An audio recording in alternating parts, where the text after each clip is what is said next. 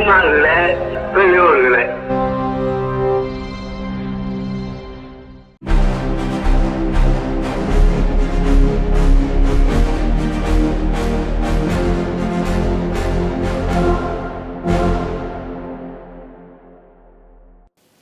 அனைவருக்கும் வணக்கம். இன்றைய விடுதலை பார்வைக்கு அன்போடு வரவேற்கிறோம். ஒன்றிய அரசின் இந்தி திணிப்பை கண்டித்து தமிழ்நாடெங்கும் பிப்ரவரி 23 கழக மாவட்டங்களில் கண்டன ஆர்ப்பாட்டத்தினை அறிவித்திருக்கிறார் தமிழர் தலைவர் ஆசிரியர் கே வீரமணி ஐயா அவர்கள். அறிஞர் அண்ணா முதலமைச்சராக இருந்தபோது நிறைவேற்றப்பட்ட அமுலில் இருக்கும் 30 சட்டங்களில் ஒன்றுதான் இந்த இருமொழி கொள்கை சட்டம். இதற்கு அடிப்படை காரணம் 1938, 1965 இந்த இருவேறு காலகட்டங்களில் ஆச்சாரியர் முதலமைச்சராக இருந்தபோதும் பின்னர் கட்டாய இந்தி திணிப்பை எதிர்த்தும் மாபெரும் மக்கள் கிளர்ச்சி வெடித்ததின் விளைவே இந்த இருமொழி கொள்கை சட்டம். இந்த நிலையில் இப்போது ஒன்றிய அரசு தேசிய கல்விக் கொள்கை என்ற ஒரு புதிய திட்டத்தை திராவிட மாடல் ஆட்சியின் மீது திணிக்க முயல்வதற்கு முழு முனைப்பின் முதல் கட்டமே இந்த மும்மொழியை கட்டாயமாக ஏற்க வேண்டும் என்ற ஆணவ பேச்சு ஒன்றிய அரசின் கல்வி அமைச்சர் வற்றாத நதியான கல்வியின் சிறந்தோங்கிய தமிழ்நாடு என்ற பெயரையும் புகழையும் கண்டு எரிச்சல் பட்டு அதை தடுக்க தமிழ்நாட்டு கல்வி வளர்ச்சிக்கு தர வேண்டிய முக்கிய தவணையான ரூபாய் 2152 கோடியை தர மறுப்பதுடன் தமிழ்நாட்டிற்கு ஒதுக்கப்பட்ட நிதியை வேறு சில மாநிலங்களுக்கு கூடுதல் நிதியாக பிரித்து வழங்க ஏற்பாடுகள் நடந்துள்ளன என்ற செய்தியும் வெளியாகியுள்ளது. ஆழந்தெரியாமல் காலை விட்டவர் கதி அதோ கதிதான்.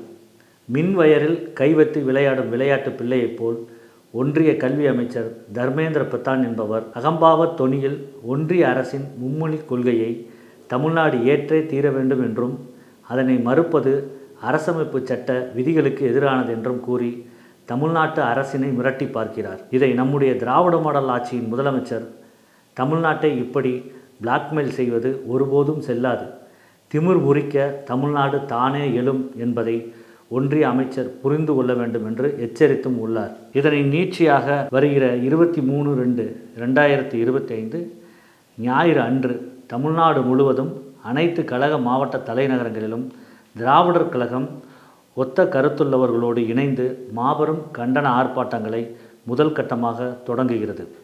இந்தி திணிப்பாளர்கள் ஆதிக்கவாதிகளான இந்தி முகவர்களின் திமிரை முறித்து காட்டுவதற்கு பெரும் உரிமை அறப்போரின் முதல் தொடக்கமாகவே அது அமையும்.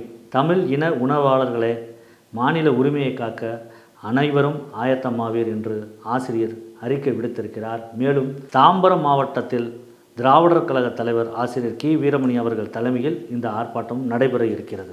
ஆனந்த விகடன் ஏட்டின் சார்பில் நடத்தப்பெறும் விகடன்.com இணையதளம் ஒன்றிய அரசால் முடக்கப்பட்டுள்ளது என்ற செய்தி அதிர்ச்சிக்குரியதாகும் என்று ஆசிரியர்கள் கண்டனம் விடுத்துள்ளார்கள். ஜனநாயகத்தின் 4வது தூண் என்பது ஊடகங்கள். விமர்சனங்களில் கார்ட்டூன் ஒரு வகை. முதிர்ச்சியடைந்த பல தலைவர்கள் அவர்களை பற்றி ஏட்டாளர்கள் கேலி சித்திரம் போடுவதும் அது அவர்களை தாக்குவதாக இருந்தாலும் ஆத்திரப்படாமல் சிரித்துவிட்டு சென்று விடுவார்கள். ஆனால் இந்தியாவின் கௌரவத்தையே பாதிக்கக்கூடிய இந்தியர்கள் அவர்கள் சட்டவிரோத குடியேறிகளாக இருந்து வெளியேற்றியவர்களை கைகால்களில் விலங்கிட்டு நின்று கொண்டே பல மணி நேரம் பெண்கள் உட்பட பயணம் என்பதுடன் மனித உரிமை மீறல்கள் என்பதால் அதனை கார்ட்டூனிஸ்ட் படம் போட்டு வெளியிட்டுள்ளனர். அது சரியானதா என்பதை அரசு நீதிமன்றங்களுக்கு போய் வேண்டுமானால் தீர்வு காணட்டும். அப்படி இல்லாமல் அதன் உரிமையை பறிப்பது என்பது அதிகார துஷ்பிரயோகம் அல்லாமல் வேறு என்ன? பத்திரிகை சுதந்திரம் பறிக்கப்படக்கூடாத சுதந்திரம் நாட்டுக்கு தேவை. ஒன்றிய அரசின் பத்திரிகை உரிமை பறிப்புக்கு கண்டனம் தெரிவிக்கின்றோம். ஒன்றிய அரசு உடனே தனது ஆணையை திரும்ப பெறுவது அவசரமாகும் என்று ஆசிரியர்கள் அறிக்கை விடுத்துள்ளார்.